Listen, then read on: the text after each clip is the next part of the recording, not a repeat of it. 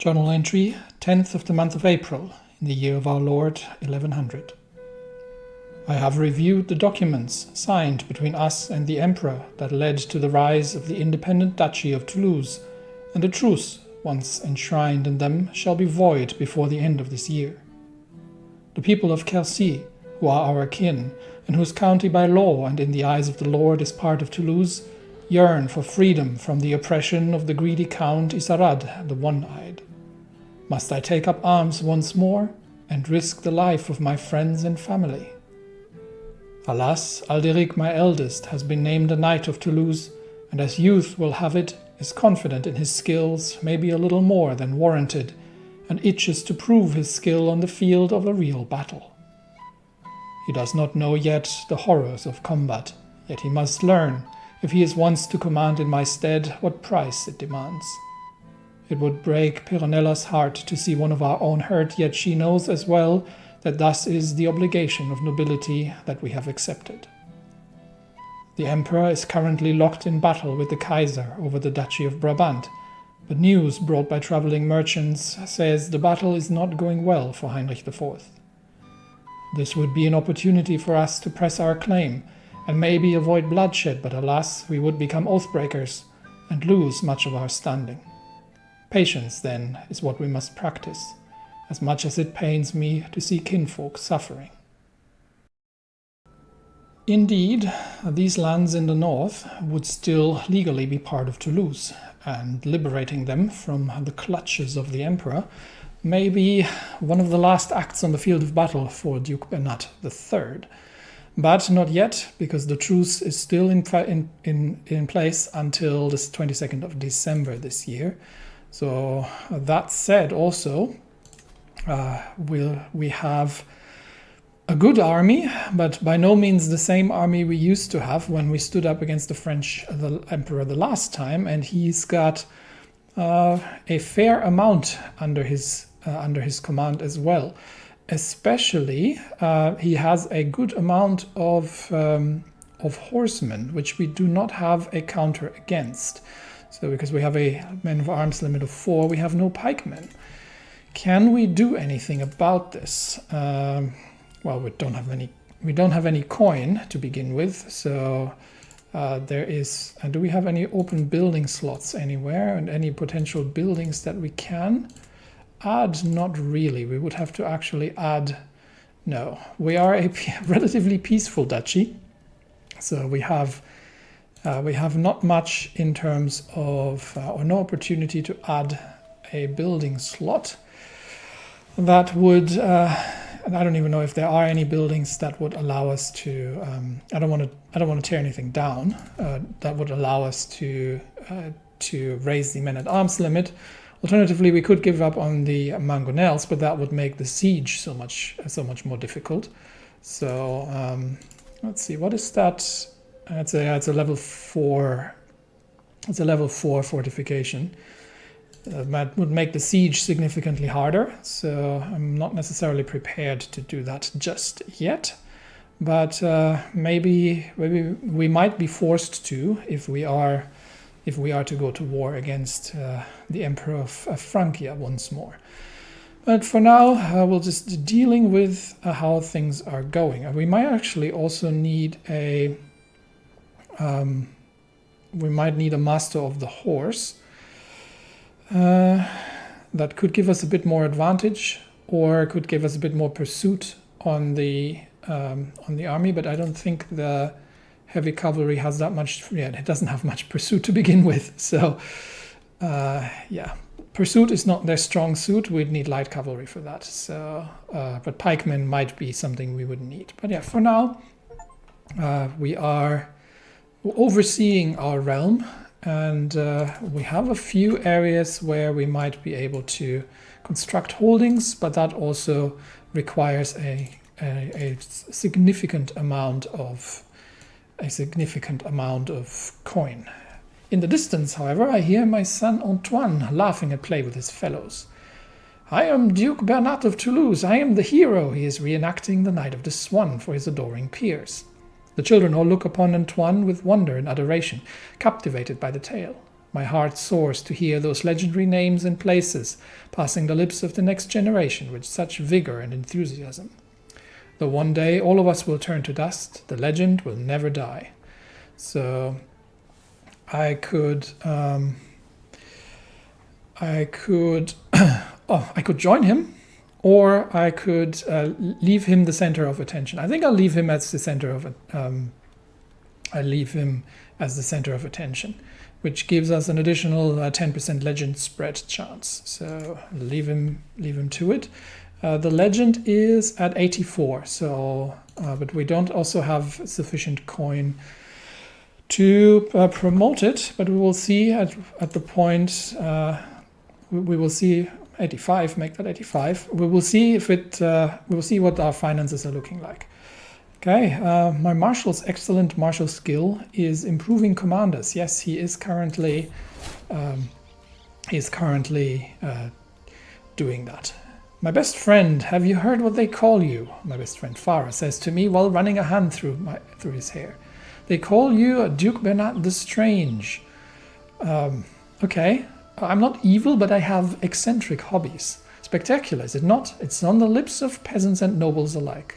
A cause for celebration, I think, he exclaims with a cheery tone. Okay, so I am nicknamed Bernat the Strange of Toulouse. I have rather eccentric hobbies. Well, I've got a legendary background, and the Great Burial Site is going to be finished relatively soon. How's our development doing? Okay, Ebon, one of my courtiers, has come of age, and he is relatively skilled in diplomacy. Now, not as good as Takulf, but I would really like to have some. He could replace the bishop if I could replace the bishop. Unfortunately, I can't, because the Pope has the bishop under his control. He is currently over in Burgundy, by the looks of it, and his mother died during the Holy Fire episode, but his father has since remarried, and he is of age now. He's diligent, ambitious, and forgiving. Well, do we still have him on our court? We should have, if we sort that by age. Actually, we have another one that needs a guardian. Oh, she's sickly, the poor little one. She is the daughter of Edwig of Exeter. Okay. So let's get, not myself, but let's get Constantia to take care of her. Okay. We have it's Ogier. He's still on our court, so we shall see what he's going to be up to, and maybe we can employ him at some point. But we're working to increase the development in the barony of Toulouse. Currently, development's at 11.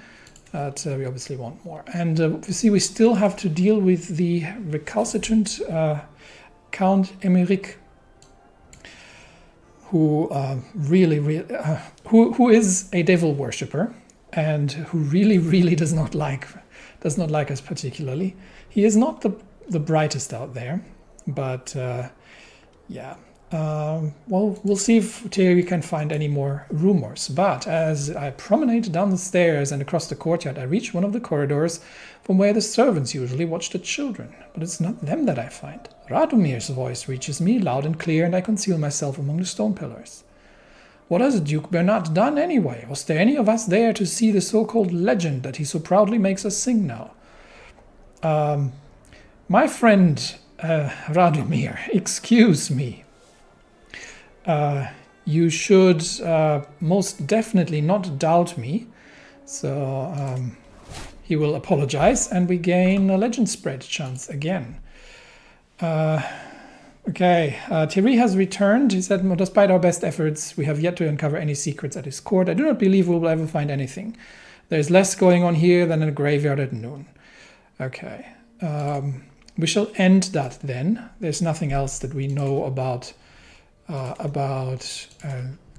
Count Emmerich. And if we don't have a reason to revoke his title, then we don't also, and we can't have him. We could have him excommunicated for being. We could spend 500 piety to have him excommunicated. Do we need the piety for something else? So that will reduce his. Reduce his legitimacy. I think that would be a good move, but we do have to be careful because we may still have to ask the Holy Father for gold. So we would need 250 piety to give us 193 coin. We could do that afterwards. So we could ask him to excommunicate Count Emmerich. And I'll see if we can revoke. I don't know if that's a crime, though. That would cost us 500. So I think we would have a sufficient piety to do that. So yeah, we'll.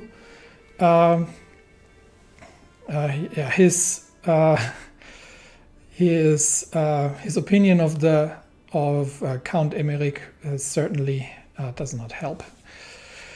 And that would hopefully deal. So yeah, we'll request the excommunication of Count Emmerich, and we will see if the Pope acquiesces to that. He replies, "I am most disturbed by these tales you tell of Count Emmerich's misdeeds. I must agree that for the good of the Catholic faith, he must be excommunicated." So he has been excommunicated, which means he absolutely hates me now. And he is.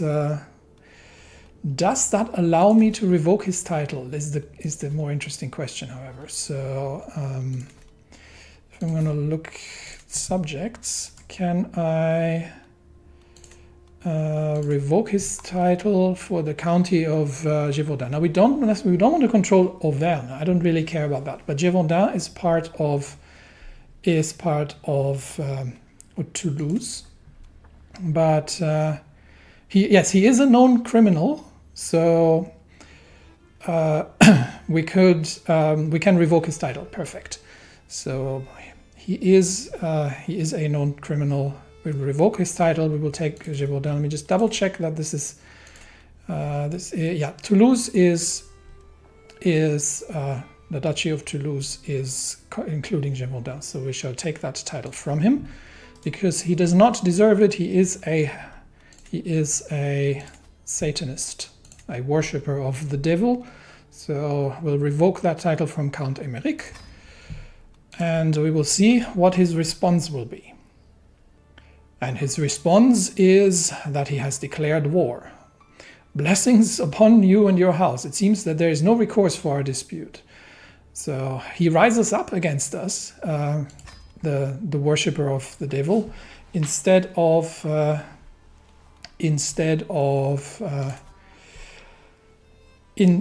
accepting his fate. He does rise up. So we will be rallying the troops. We'll be changing the rally point probably. We'll see. We'll rally at in Rodez Castle for now. Can I move the rally point? I can't move it there. Okay. Then we'll rally outside the castle. So raise the armies. And we are once again on the field of battle. And this time my knights should include... Kelsey is raising their army as well. That is an interesting development. My army should include my son. Yeah, there he is, Alderic, on the field of battle. So he will get his chance to show his skill. Now, first of all, we will. This is obviously costing us because it's a raised army. we will control Gévaudan. Castle Gévaudan is we'll take the castle, and if the enemy moves in, then we shall. If the enemy raises his own armies, then we shall meet them in the field. Okay, there they come. So and they are actually moving. They are actually moving towards. I think we will intercept them instead. Then they are moving. They are moving towards the bishopric of Figeac. So we will see. And we don't want them to reach. We don't want them to reach the. We don't want them to reach Toulouse. Okay, they have decided to, by the looks of it, they have decided to remain at home then. We could besiege Carla first and let them come, because this would be in the, if we fight them in their home castle in Aurillac, then they will have the distinct advantage there. Because they would be defending in the forest in their home castle. Obviously, that's where they would like to stay. So for now, we'll begin. We'll begin with the siege of. We will begin with the siege of Carlac, and see if they make a move, or if they decide to simply remain and have the castle taken from them. But that would also deal with any kind of local interference. So we'll deal with that first and foremost. I don't think they're waiting for anybody, and I don't think he has any allies. There is a new plague breaking out. It's Eudesis fire. It's another holy fire that's been spreading in the north. Oh dear, not again. So for now it's far away, but it shows that the Lord is on our side, and that the Emperor is not in the favor, is not having the Lord's favor. Okay, that so far it's a minor outbreak, so we'll have to keep a very close eye on it. Preventively, I'm going to get Ernestens to begin controlling plagues and make sure that nobody is afflicted. Hopefully, she has enough experience from the previous situation. All right, we're in the siege of Carlat, and the enemy army is moving out. So we might finish the siege, and then we will see if we can get them to give battle, or if they are willing to concede without any further bloodshed. They are moving. If they are moving out towards Toulouse, then we shall have to move ourselves. Okay, the Great Burial Site has completed, and that gives us additional plague resistance, so that's great, and also a higher legend spread chance. So I think we are getting close, but we are losing coin fast. So we may have to ask the Holy Father for some financial assistance. We will hold out for now, and we will see if we can manage without. But we'll keep a close army on the First Army of Auvergne. Emeric himself is leading the charge here. And if he is making a move towards Toulouse, then we will have to end the siege. There is a battle going on here, but that does not affect us. The siege of Carlat is coming to an end relatively quickly. So I think if he decides to besiege our lands, then we can finish the siege here first, and then contest them in the field.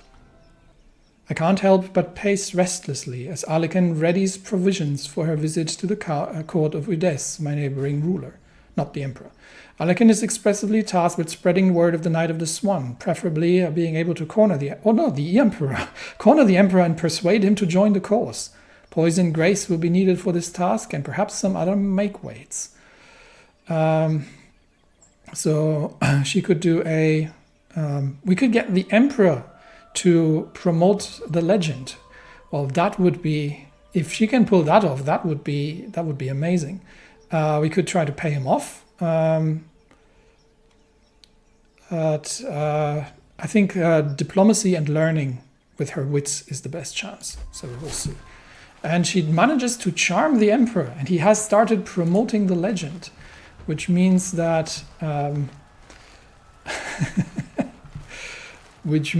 our legend should now be spreading far and wide relatively quickly. All right, we shall see if we'll still keep an eye on where the army is making their way towards Toulouse.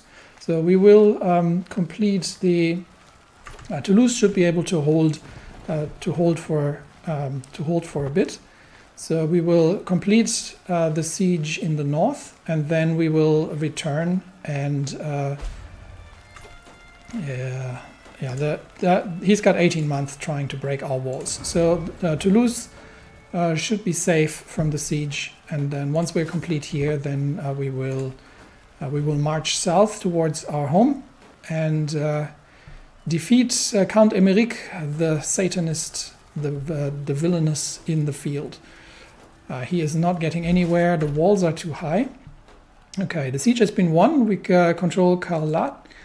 And now we will return to Toulouse to give battle against Count Emmerich. Did we take any prisoners? We did not. So we'll make our way. There, and see that we relieve the fort at our home. Okay, like he has broken off the siege and he is retreating, but we shall pursue at this point, keeping an eye on the plague at all times. We shall pursue, and we will see if we can catch them. Volkart has been increasing Antoine's diplomacy. Well done, Volkart. He is doing a very good job being the tutor here. And we have managed, before they could escape, we have managed to meet Count Emmerich of Auvergne in battle on the plains of Toulouse, which is where our cavalry has the advantage. Now he is bringing some light footmen and some light horse, as well as some armored footmen, but none of these will stand before our heavy cavalry.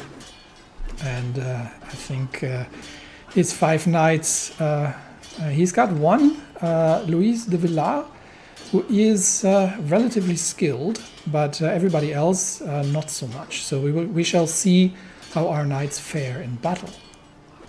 We begin with a volley of arrows, and then the cavalry swoops in and very, very rapidly drags him off the field. And the Battle of Toulouse has very rapidly turned into the slaughter of Toulouse, because the losses on the side of Count Emmerich were absolutely catastrophic. We had very little losses on our side, but the huscarls on the ground and the heavy cavalry charge has really taken down most of them. Now let's see on our side, how have Alderic has slain 3 in total and grown a rather fashionable mustache. So he has proven his skill on the field of battle, and one of the Radomir has slain one of the enemy knights, but not. It was a very short engagement, and with that we have the enemy army out of the way, and we can move towards the fort, the castle Gévaudan itself, get that under our control, and then I think we can. Then I think we can end this needless bloodshed and hopefully rid ourselves of this vassal once and for good, and bring Gévaudan under our own control. My wife has encouraged chivalry, so that's gained us some prestige, always welcome. And we make our way through the city towards the castle in the forest, which hopefully is going to be the last stand of the. Once we're holding the objective, we should have. So we should have that under control. So in 4 months, we should be done. And I don't think the count is going to rise up again after that. Now we could declare war on the emperor. What do we have? What casus belli do we have? Doesn't actually tell me. I can imprison Count Emeric now. So I think that is a good idea. So let's throw him in jail. Emeric. He's still out in the field. So once the war is over, we'll throw him in jail. And then he can rot there, the Satan worshipper that he is. Raoulf is coming of age, and with his coming of age, my tuition of him is at an end. Always the curious and knowledge-hungry child, Raoulf has shown an affinity for scholarship from an early age. An avid learner, he's become quite the purveyor of knowledge, and has proven himself fully capable of structuring advanced theoretical and theological arguments. So he gains the astute intellectual trait. So with that, we've got Alderic, who is an intellectual, and his brother, Raoulf, his righteous brother, Raoulf, is following his footsteps there, really. So from the stats, Alderic has, I think, the better stats, yeah. But I am certainly proud of the children that we have. All right, siege is progressing, and I think we are financially in the situation that, first I'm going to do a perk, financially in the situation that I'm going to have to start asking the Pope. Let's see what we get here. That is, we can get development and control when hosting activities, or we could, is that tutoring trip? We could get children. We could bring our children. It's a bit late for that. Alternatively, this is mercenary hire. Not really. Inspection was the one that I was really interested in. Is there anything further down that really makes a big difference here? Development and control when hosting activities. Yeah, we'll do that one. All right, and now we continue with the siege into January. And yes, we have we can potentially declare war on the emperor, but our troops will be exhausted after this campaign, and this will have to wait. We will wait for an opportunity, but potentially if is he still at war? Well, he has to deal with the plague. Is he still at war with? He's very busy. He's busy in the Iberian lands, trying to subjugate more territories in the Iberian lands. So that might be an opportunity for us to take Quercy off of him. Currently, it looks like Quercy itself is actually being under siege, but we'll deal with that when we get there. For now, we're dealing with the Gévaudan, and we'll wait until the siege is over. Then we'll ask the Pope for some funds, and then we'll see if we can deal with Quercy after that, while the emperor is busy in Iberia, and secure the land of our countrymen who are ailing under foreign occupation and now foreign wars. So then keeping an eye on the spread. It looks like the plague is even somewhat contained in the north, so we don't necessarily need to do an awful lot of that. there's a small breach in the walls. I will not waste the lives of my men to assault the fort. But instead, we will simply wait out the siege and make sure that that things will end the natural way. Because we are running very, very low on funds, so we do need some additional funds in order to. We have to do that actually before the siege ends, because we will get 12 coin from getting the land under our control. So I think it's time now. It's time now to ask the Pope for coin. And he will, he loses some opinion of us, but that refills our coffers quite nicely, and that means we are going to be able to. The legend can. That means we can upgrade the legend, which means we can also complete it. Then, all right, let's finish the siege or end the war, and then we can deal with the legend. So 5 days left. And then we should have the war ended. All right, Antoine has learned the Anglic language. Good, well done on him. We control Gévaudan, and the evil Count Emeric has no longer any possibility of refusing us. So he is now a criminal for revolting, and we shall be enforcing our demands. We imprisoned Count Emeric, and so be it. We have won the siege, we have gained legitimacy, the war has ended, and Emeric is... and we should now actually be holding the... why did we not get the title for this? We should.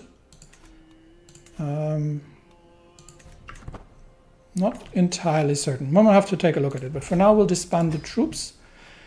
And we can upgrade our legend. So that's the one upgrade I think I'm going to be doing.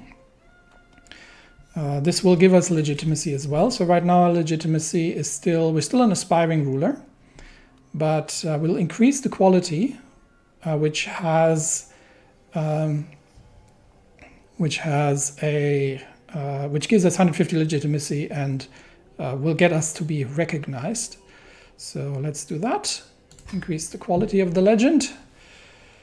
And now, I think, given the expenses that we're running here, we are going to also complete the legend. So right now, the legend of the Knight of the Swan says that Duke Bernat was born when the traditions of old became obsolete. With a vision in his mind, he decided to forge his own traditions, thus creating the Toulousian culture. Well, it's got cause and effect a little bit. When Bernat's spouse came to him one morning with alarming rumors, Bernat made haste and promised to honor their everlasting love. A fair maiden was threatened by a wicked knight, but Bernat defeated him in singular battle, and a white swan being born from the puddle of blood.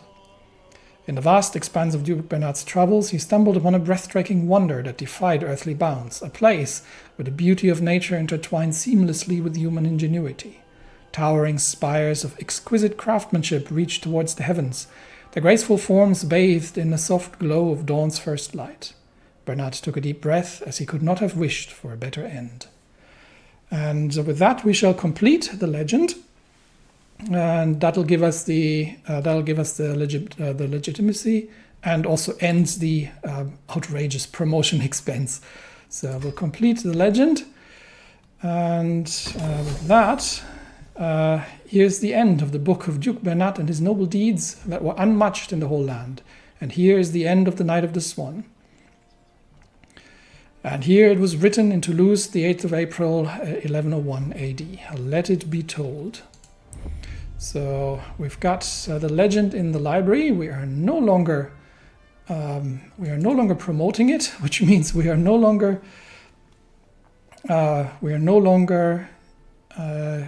paying for it, and that means we can refill. I think the reinforcements are coming by themselves. Yeah, so they will be reinforced. The levies are still being organized, and I am just going to have to figure out why we're not getting control over Gévaudan. Okay, it seems that I still have to revoke the title legitimately. And so he revolted and he's excommunicated, so we can revoke the title, and that should mean yes. So he does not see, okay, because he rejected it originally. So that's why that is just so. Now we have Gévaudan under our control directly, which means yes, country control is low, which means we may have to send Farah out to increase control in Gévaudan and get it. What's it looking like? It does grow by itself relatively well, but I don't want any negative modifiers. So we get Farah to increase control in Gévaudan, and we have that under our control. The troops will be automatically. We can probably station the siege artillery in Gévaudan for what it's worth. Then the question becomes, what do we do next? Now the emperor is still embroiled in wars in Iberia, so this might be an opportunity for us to take on Quercy, where the count is currently imprisoned by the looks of it. So yeah, he is the emperor's prisoner. So this is, I think, our chance really to take the county and to complete the Duchy of Toulouse. Now we are a bit under strength, so we'll have to potentially wait until we'll give it a bit of time until the troops are restored. But with the emperor busy in Spain and a plague at home, that might be something. We can launch a legendary adventure, or clear the grounds for a legendary building. That's probably also all costs coin. We could build a legendary statue, okay? That would give us prestige, renown, and tax contributions. So that's something we probably should be doing. I will get Gévaudan, which is legally part of Toulouse, under our control, and we now have obviously the mayors of the city of Mende and the city of Langeac, who are our vassals as well. But I do want to get rid of Count Omeric actually. And I don't see why we should be holding part of Auvergne. So I might. Can I just get rid of it? I could grant him independence, and then he no longer reports to us. He only holds Auvergne, so that means if he will stay in prison because he is. What's their succession there? So in Auvergne, county of Auvergne, it looks like his own son, who is a treacherous villain, unsurprisingly, is the first in line. So for now, we'll just keep him in prison, but I'm planning to eventually release Auvergne as its own, because I don't see why we should be holding that. Right, many things have happened, and my 50th birthday has happened as well. So, and Alderic has grown a mustache. More to come, and the completion of the Duchy of Toulouse in the next episode.